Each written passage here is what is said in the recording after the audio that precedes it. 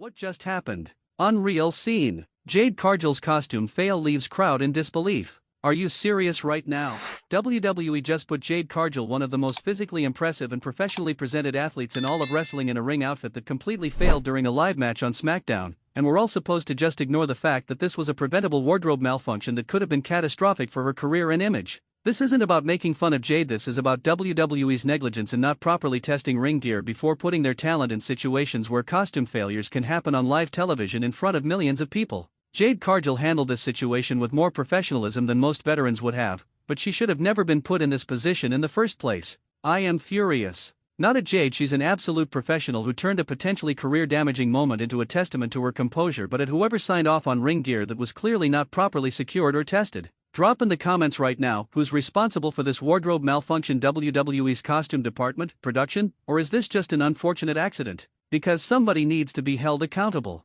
Before I go any further, let me be crystal clear about something. This video is not about exploiting an embarrassing moment for clicks, this is not about disrespecting Jade Cargill, and this is not about sensationalizing something uncomfortable. This is about examining WWE's responsibility to their talent, the professionalism Jade showed under pressure, and the systemic issues that lead to these kinds of preventable incidents. Let me break down exactly what happened during Friday Night SmackDown, because the details matter, Jade's response matters, and the lessons WWE needs to learn from this matter. Question for the veterans in the audience: have you ever seen a wrestler handle a costume malfunction with as much grace as Jade did? Give me your historical comparisons. The match was Jade Cargill versus Tiffany Stratton, two of WWE's rising stars in the women's division, both incredibly talented, both representing the future of the company. The match was going well up to that point. Both women were delivering, the crowd was invested, and everything seemed perfectly normal. Jade was performing a high-impact move. I'm being deliberately vague here because I'm not going to describe the exact moment in detail out of respect for Jade when her ring gear experienced a significant malfunction.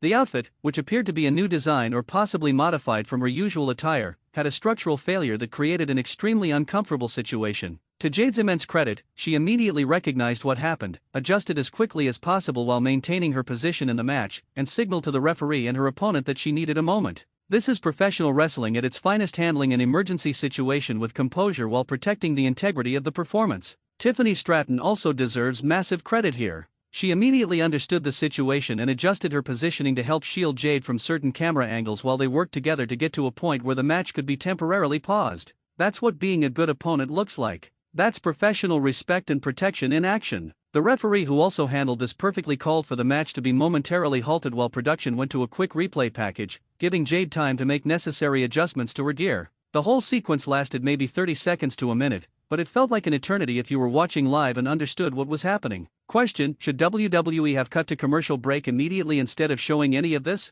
or did they handle the production side correctly? Sound off below. Now let's talk about the real issue here: how did this happen in the first place? WWE has an entire costume department, multiple people whose jobs are to ensure ring gear is safe, functional, and properly secured. Every piece of gear should be tested, inspected, and approved before talent ever steps into the ring. So what went wrong? There are several possibilities. 1. The gear was new and hadn't been properly tested in actual ring conditions. 2. There was a design flaw that nobody caught during approval. 3. The gear was damaged or weakened during pre-match warm-ups. 4. This was a freak accident that nobody could have predicted. Regardless of which explanation is correct, the responsibility falls on WWE to ensure this never happens. These are professional performers who should be able to trust that their equipment, including their costumes, will function properly during matches. And before anyone says accidents happen, yes, they do. But preventable accidents shouldn't happen at this level of professional wrestling. WWE is a billion-dollar company with resources that should prevent these kinds of situations.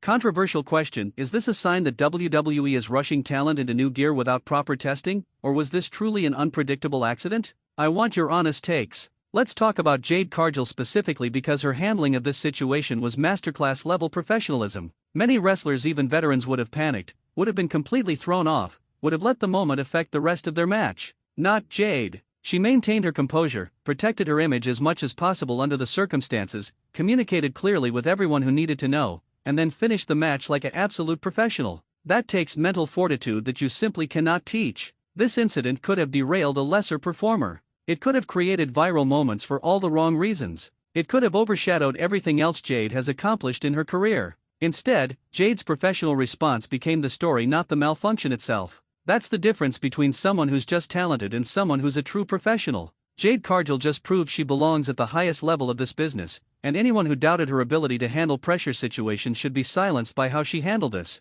The crowd's reaction was actually respectful, which says something positive about WWE's fanbase. There wasn't laughing or mocking, there was genuine concern and support for Jade. Fans recognized this was an uncomfortable situation and responded with empathy rather than exploitation. That's growth in wrestling culture. Question: has wrestling fandom become more respectful of performers in situations like this compared to the past? Give me your perspective on fan evolution. Tiffany Stratton's response also deserves more discussion because she could have taken advantage of Jade's vulnerable moment to get herself over or make herself look stronger. Instead, she chose professionalism and protection. She worked with Jade, not against her, and ensured the situation was handled with dignity. That's the kind of locker room culture WWE should be proud of. That's performers looking out for each other instead of prioritizing individual advancement. That's what makes wrestling a collaborative art form instead of just individual competition. After the brief pause, the match continued and both women delivered a strong performance. Jade made sure to finish the match on her terms, hitting her signature moves and ensuring that the costume malfunction wouldn't be the lasting memory of the night.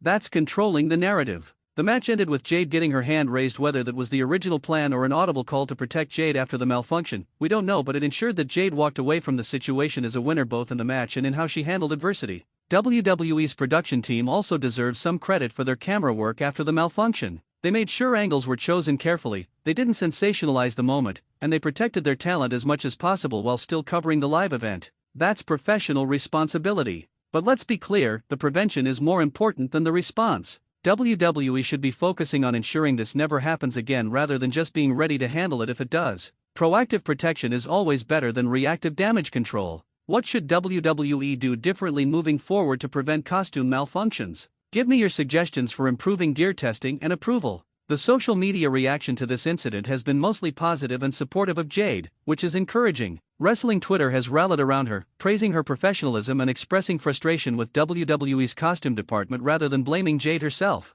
However, and this is unfortunately inevitable, there are some people trying to find clips, screenshots, or other exploitative content from the incident. Those people are trash and represent the worst aspects of internet culture. Respecting performers means not treating their vulnerable moments as entertainment. WWE will likely address this situation internally: costume department meetings, new protocols, enhanced gear testing, but they probably won't discuss it publicly because that would draw more attention to the incident. That's standard corporate damage control. The bigger question is whether this leads to systemic changes in how WWE handles ring gear approval and testing. Will there be more rigorous quality control? Will talent have more input on gear design and functionality? Will there be backup outfits readily available? These are important operational questions. Jade Cargill's career will not be defined by this moment. Her talent, her presence, her accomplishments will be her legacy. But this incident should be a wake-up call for WWE to tighten their gear approval process and protect their performers better. Question: will this incident make Jade more cautious about trying new ring gear in the future, or should she trust that WWE learned from this?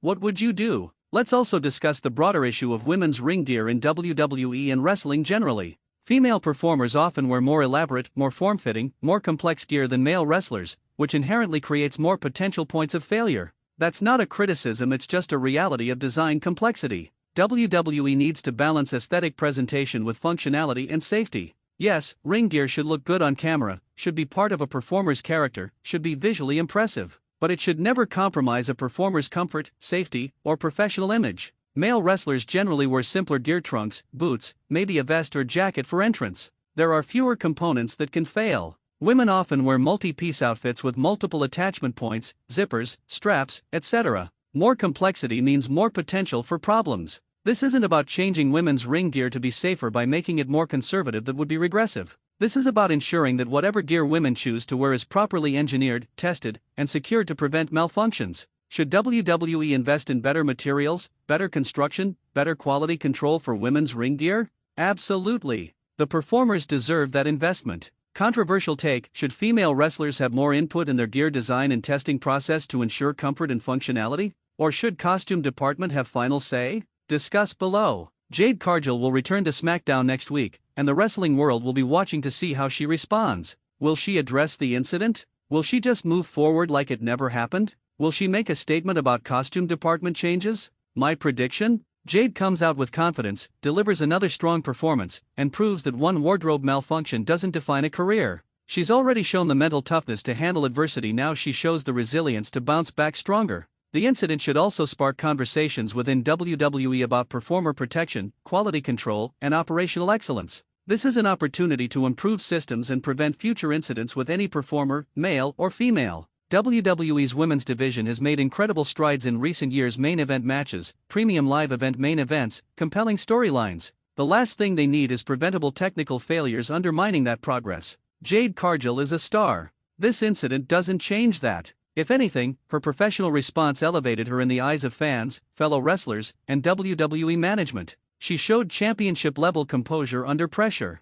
Final questions before we wrap. 1. Should WWE publicly acknowledge this and announce new safety protocols? 2. How should Jade address this on next week's SmackDown, if at all? 3. Does this change your opinion of Jade as a performer in any way? 4. What's the one change WWE should make to prevent future incidents? Give me your answers to all of these. Here's my ultimate take: this was an unfortunate, potentially preventable incident that Jade Cargill handled with exceptional professionalism. WWE needs to take responsibility for better gear testing and quality control. Tiffany Stratton proved she's a class act, and the wrestling community showed maturity in how they responded. This should be a learning moment for WWE, not a scandal. This should spark operational improvements, not become a source of mockery. And Jade Cargill should be praised for her composure, not defined by an equipment failure that was beyond her control. Wrestling is live, unpredictable, and full of variables. But some variables like equipment failure can and should be minimized through proper preparation, testing, and quality control.